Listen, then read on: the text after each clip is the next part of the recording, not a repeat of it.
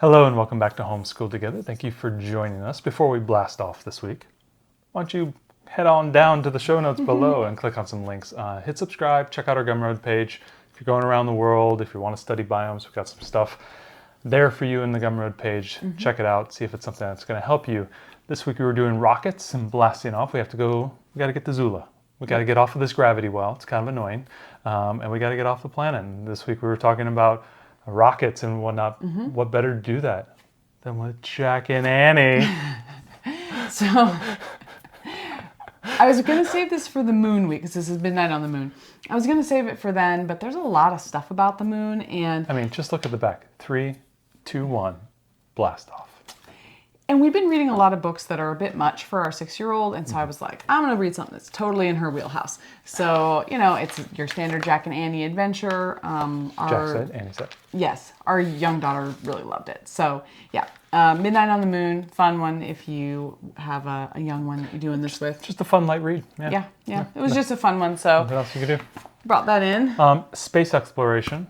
Eyewitness books on brand. Yeah, we've been using this for a number of different topics, which kind of turned the right page, but it's got a lot of stuff in there about history of rockets, and the way that rockets are constructed and all that kind of stuff. So we just pulled this in to talk a little bit about different spacecraft as we got ready to blast off. So there's some good stuff in there. Great little thing. Great for, a first or second grader looking at, but also great for a third, fourth grader start reading. Yeah. For our younger daughter, it's really just about the pictures, and I kind of paraphrase what's written there, and do some inline edits. But then our older daughter, she's really getting into looking at this. These are great books to pick up if you can find them used. They're always at the library too. So. We had a little help this week with Grandma, and kids got to go to see Grandma and Grandpa, and we sent them home with a little bit of book. So we did not read this book, but we will tell you what the review was. It was not good. Sanity and Tallulah. So this is not fair. Exactly. So this is a graphic novel. You can show what it looks like. It's a graphic novel about 2 girls who live on a space station. Yep. And our younger daughter was bored and she didn't want to keep going. I don't have the report from the almost 10-year-old, but I'm guessing that... This is probably something she probably liked. I think she would like it if she read it. I think this may have been an issue of Grandma doesn't do voices.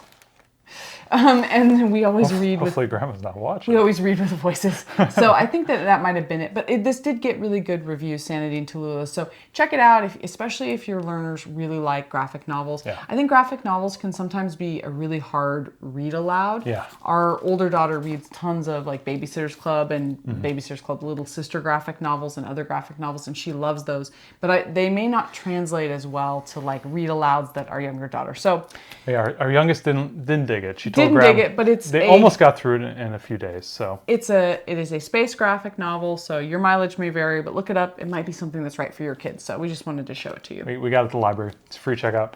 All right, So we'll stay with the older people books, so we can start clearing the deck here. We have lots of things here. So Miss Ariel, you finished a book.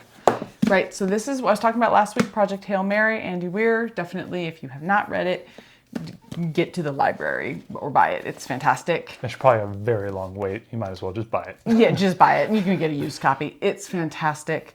So definitely read it if you at all like sci-fi. Or, I mean, even if you're not a super sci-fi person, there's enough like problems. As an engineer, I was like, yes, let's do the problems. How are we going to solve that? Ooh, that's an interesting problem. How are we going to solve that? There's lots of like math and science in there. So really cool. And if you have if you've got a maybe an older middle schooler, like high schooler, there's a lot of great science in here. And I was thinking while I was reading it, like, man, if we had a high school kid, we could definitely do like a whole unit study based on the science that's in this book. Yeah, every chapter. There's a lot of science in how everything works. So anyways. Andy's great. Great book. I started reading a book. I've read a lot of Scalzi, Red Shirts, Kaiju Preservation Society, a few other books I'll recommend in the coming weeks, but I picked up The Collapsing Empire, start of a 3-book series. Kind of a really cool, really good sci-fi, dealing with different worlds. Scalzi does a really good job at kind of like answering the questions of like, what would it be like to have real Star Wars? So every planet in Star Wars seems to be perfect, breathable, perfect gravity and everything. He takes a little bit deeper look into that. I like how he thinks with respect to the large universe type of different solar systems connected. There's obviously like wormholes and stuff so you can get to A to B. Kind of a fun read. Definitely for kind of older readers. So if you're looking for a book to read, maybe like a high schooler could read this. There's a little bit of language, a lot of language, and a little bit of sexual innuendos and stuff like that. So definitely for the older readers, definitely for the adults. It was a quick read.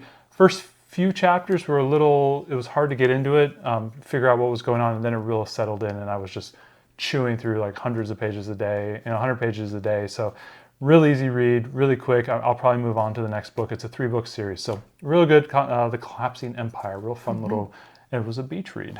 So, yes. These are the adult books we've been reading. Absolutely. We'll play a game. Oh, it's a great game.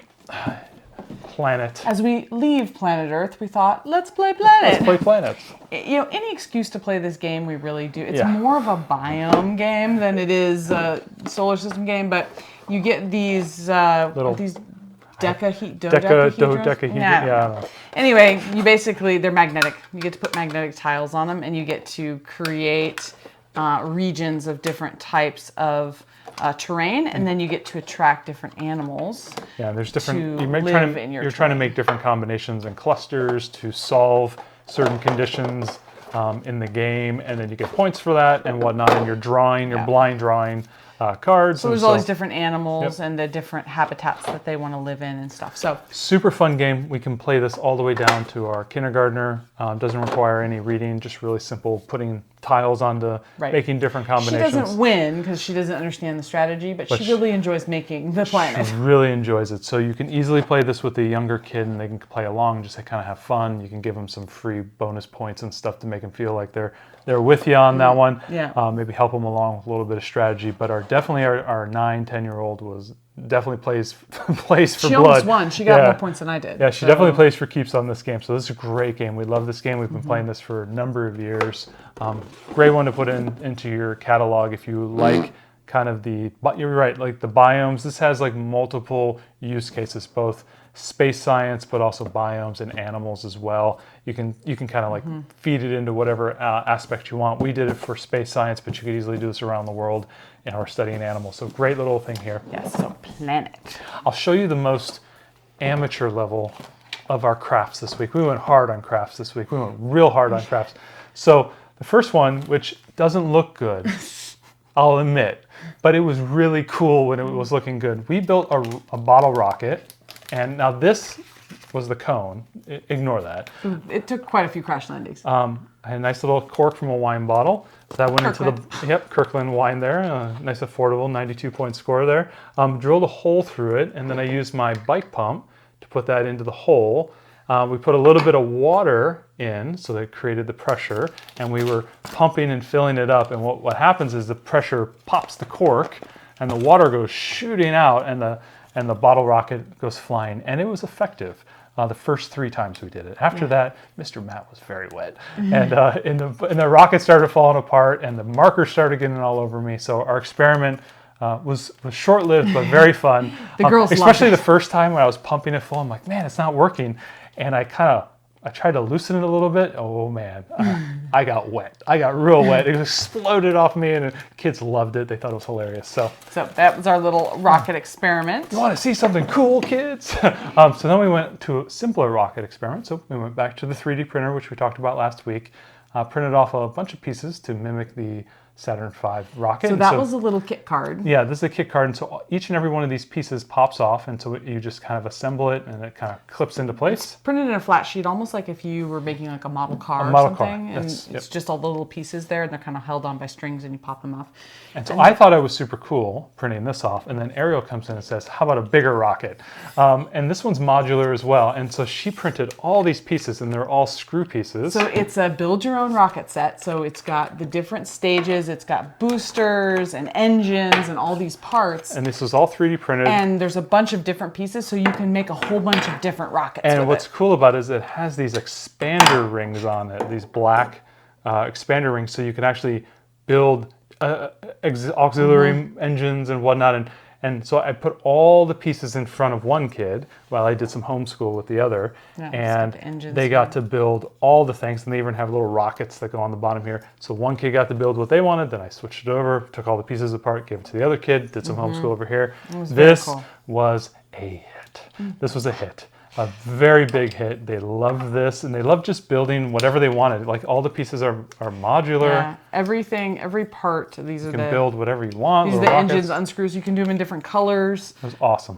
So yeah, we'll link that file for those of you that have a 3D printer at home. These little black joiner rings were great. And there's a bunch of, in the instructions for the model, there's all these pieces, and you can build whatever rocket you want. But there's also instructions to build like a Saturn V rocket, a few different types of rockets if you want to, be accurate. And so with things that were actually built and sent to space. What you're looking at is like maybe 40% of all the pieces she printed. Oh yeah, there's a whole bunch. She went crazy and printed a bunch of them, and the kids loved it. They got these massive, complex rockets. They're like, can we have more of these type of rings? We need more of these pieces, They really went to town. This was a great print. Thank you for doing that. They loved this.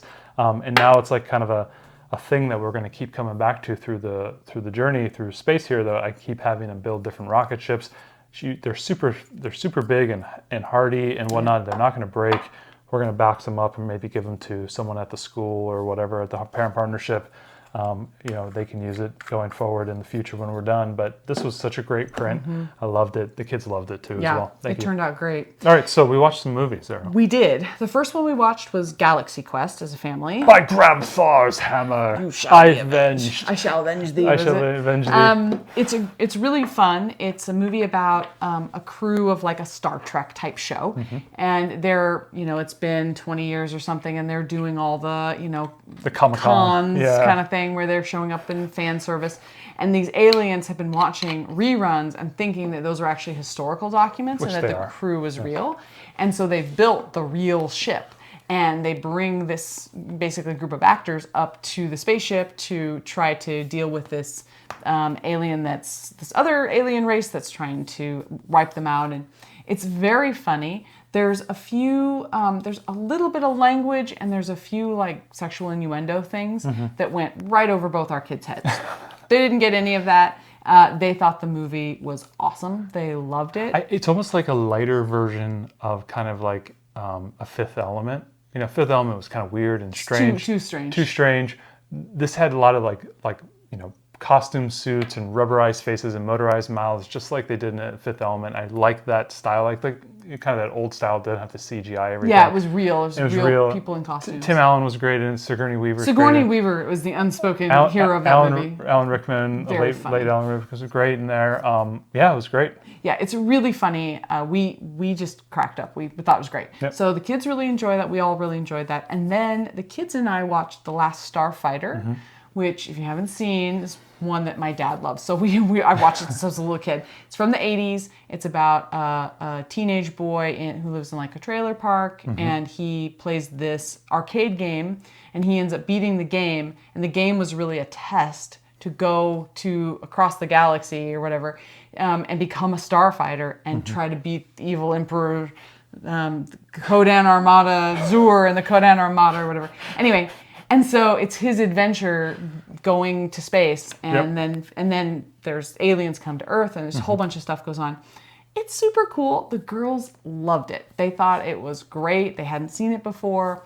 There's a couple of innuendo things again in that one. A little bit of language. They didn't get any of that stuff. So we really enjoyed it. Obviously, your mileage may vary, Absolutely. and what your kids like best. But our girls thought it was great. And then we just got back from vacation. We're a little bit more tanned. We went to these islands in the Pacific, very close to us. Very warm, beautiful U.S., Hawaii. And we decided to sign up for the Apple Plus or whatever to Apple TV because we wanted to watch Jason Momoa run around and beat up people and stuff. Well, yeah, we'd heard about Chief of War. Chief of War. It's really, we were in Hawaii, so why not? Really good. Not on any of this, but really good. But in between episodes, because there's a lot of murder and everything, we decided to watch Murderbot, which is also on Apple Plus while we were on our vacation. And that's based off the great book series by Martha Wells. So if you want to read the series or read the book, you absolutely can do that and then watch the TV show. The TV show is awesome. Really fun. It's very funny. It captures all the humor from the book, all the silliness, and everything. The books are almost like novella length, award-winning. I think they won some Hugos and Nebulas. Really great books. I would highly recommend reading those if you have a chance. watch the TV show as well. Kind of a dark, snarky type of Dark, humor. snarky humor is a perfect way to put it. Yeah, Yep. and it's about a robot who is got like a humanoid skin or whatever, and Sec unit, yes. yes, and he kind of goes rogue, and so. But he's not like rampaging or anything. He just has feelings. He likes to watch soap operas. He has thoughts about stuff. And What's the name of the show? Sanctuary Moon. Anyway, so it's really fun. If you like snarky humor, Yep. it's totally an adult show, not for kids. Not for kids. But that's what we were watching. So to kind of continue our sci-fi time here, and Even on our vacation, we're thinking about you. yeah. While thinking about us. Yeah, we're like, hey, we can watch something else sci-fi. Let's do it. So we'll keep going with the sci-fi stuff. I hope that you like hearing about the things we're reading as adults as well. I think it's kind of fun as a whole family to be immersed in something, and we're kind of all doing this together. Even on our own time, we're watching sci-fi and getting something. We're reading sci-fi. Yeah.